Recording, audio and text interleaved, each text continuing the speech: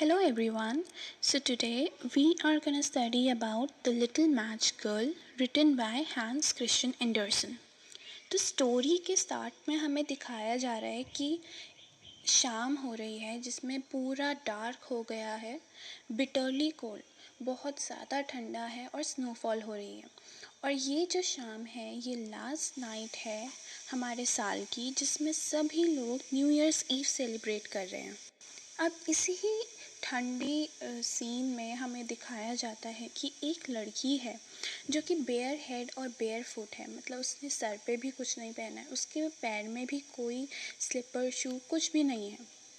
तो ऐसी एक लड़की दिखाई जाती है जो कि बहुत ही ज़्यादा पुअर लग रही थी। उसने पहले स्लीपर्स पहने थे जब वो घर से निकली थी। उसने अपनी मदर के स्लीपर्स पहने थे जो कि ऑब्वियसली बहुत ज़्यादा बड़े थे, इसलिए उसके फिट नहीं आ रहे थे। और इसलिए वो जब चल रही थी, फिर वो रोड क्रॉस करना चाह रही थी, तो एक कैरेज था, कैरेज जो कि घोड़े से चलता है, पीछे लोग बैठे होते, तो वो बहुत स्पीड में जा रहा था। तो उससे बचने के लिए वो कूदती है, तो उसकी एक स्लीपर वहीं छूट जाती है, तो वो खो जाती है।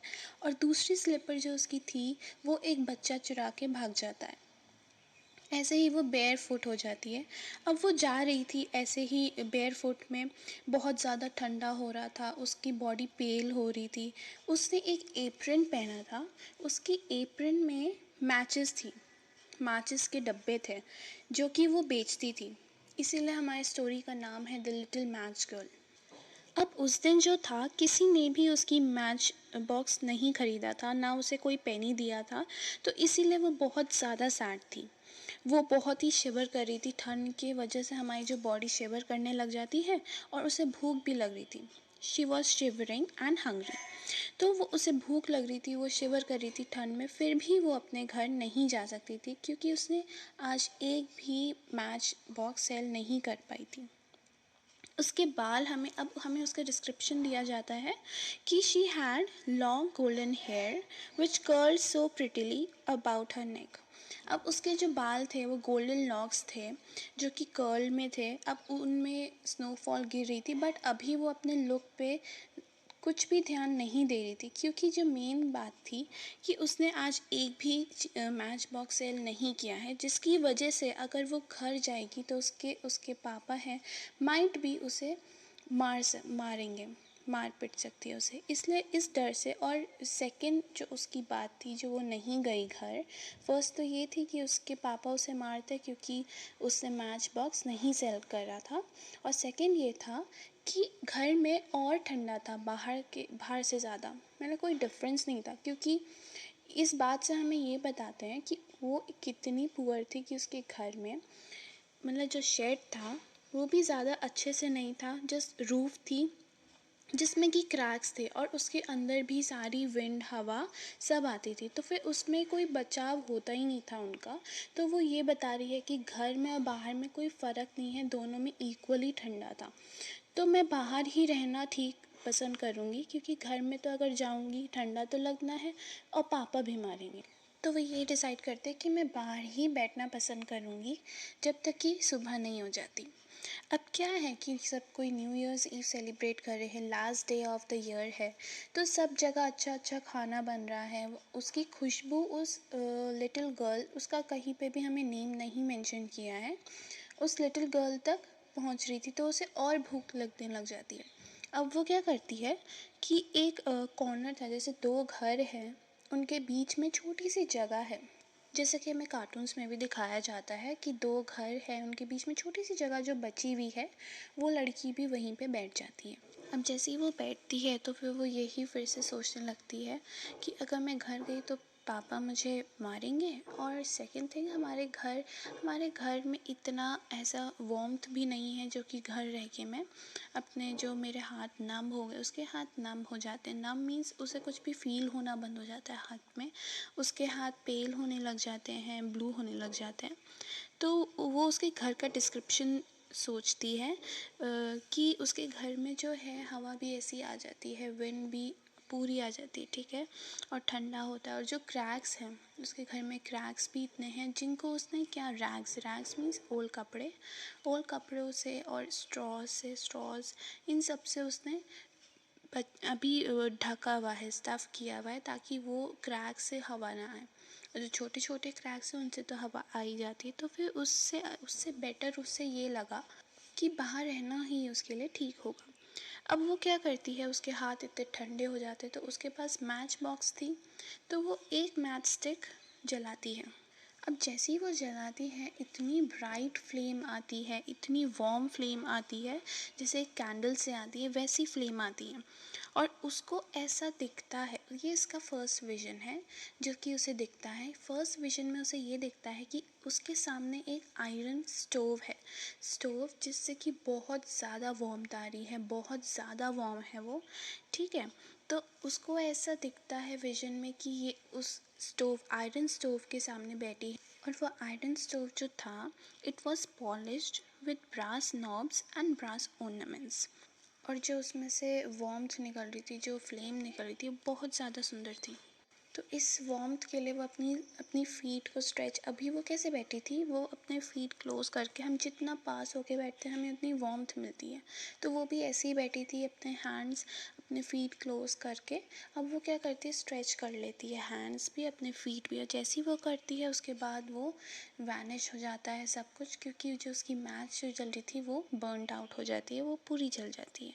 तो फिर वो जो आयरन स्टोव था, जो वार्मथ, जो फ्लेम आ रही थी, जो लाइट आ रही थी, सब कुछ एक एक सेकेंड में वैनिश हो जाता है। अब वो सेकेंड मैच जलाती है वॉल पे स्ट्राइक करके, तो उसकी जो वॉल थी वो ट्रांसपेरेंट हो जाती है। और अंदर उसे क्या दिखता है कि एक रूम है, जहाँ पे एक टेबल लगाया हुआ है जिसके ऊपर वाइट क्लॉथ है। अब उस टेबल के ऊपर हमने बहुत सारी चाइना डिश हमने रखी हुई है, और बिल्कुल सेंटर में उसे दिखता है रोस्टेड गूस। अब this you have to write the same as it is said that in the center of it stood a roasted goose stuffed with prunes and apples steaming deliciously। Roasted goose था जिसको हमने सजाया हुआ था prunes और Apple से, जिसकी खुशबू बहुत ज़्यादा अच्छी आ रही थी, ठीक है। अब क्या होता है कि वो रोस्टेड गूस जो है हॉप कर लेता है, मतलब अपनी प्लेट से उठ के फ्लोर पे आ जाता है और उसके पास आने लगता है। अब उस रोस्टेड गूस में पीछे जैसा टॉम एंड जेरी में दिखाते हैं सेम वैसे ही था, वो पूरा एज इट इज़ था, ठीक है। अब उसके पीछे क्या था, नाइफ और फोर्क लगे हुए थे, और वो पुअर चाइल्ड, मतलब उस लिटिल मैच गर्ल के पास आ रहा था। और जैसे ही आ रहा था वो फिर से मैच जो थी वो बर्नट आउट हो जाती है और सब कुछ वैनिश हो जाता है। और अब जो वॉल ट्रांसपेरेंट हो गई थी वो फिर से वापस से थिक और कोल्ड वॉल बन गई थी। अब वो फिर से एक और मैच चलाती है, और ये उसका थर्ड विज़न है। अब थर्ड विज़न में वो देखती है कि वो एक ब्यूटीफुल से बहुत बड़े से क्रिसमस ट्री में बैठी हुई है। क्रिसमस ट्री जो कि इतना ज़्यादा सुंदर था और इतना ज़्यादा बड़ा था, जो कि उसने बहुत पहले एक मर्चेंट के हाउस में देखा था। बाहर से देखा था कि क्रिसमस ट्री है, उससे भी बड़ा क्रिसमस ट्री में वो बैठी थी, वो ऐसा देखती है विजन में, जिसकी ब्रांचेस में थाउजेंड्स ऑफ कैंडल्स होती, इतनी सारी कैंडल्स, ये सब वो देखती है। और इतने सुंदर बॉल्स उसमें लगी हुई थी, और सेम बॉल्स थी जो कि एक शॉप की विंडोज़ पे उसने सजी हुई देखी थी, वैसे ही बॉल्स थी। अब जैसे ही वो अपने हाथ लाती है आगे उस टच करने के लिए उसे, तो फिर वो क्रिसमस ट्री तो गायब हो जाता है, और जो उसकी कैंडल्स थी, जो थाउजेंड्स ऑफ कैंडल्स थी, वो इतना ऊंचा ऊंचा आसमान में चली जाती हैं कि वो एक स्टार बन जाती हैं, सारी स्टार्स बन जाती हैं। और उनमें से वो देखती है कि एक स्टार फॉल हो रहा है, और वो बोलती है नाउ समवन इज़ डाइंग, मतलब किसी की डेथ होने वाली है।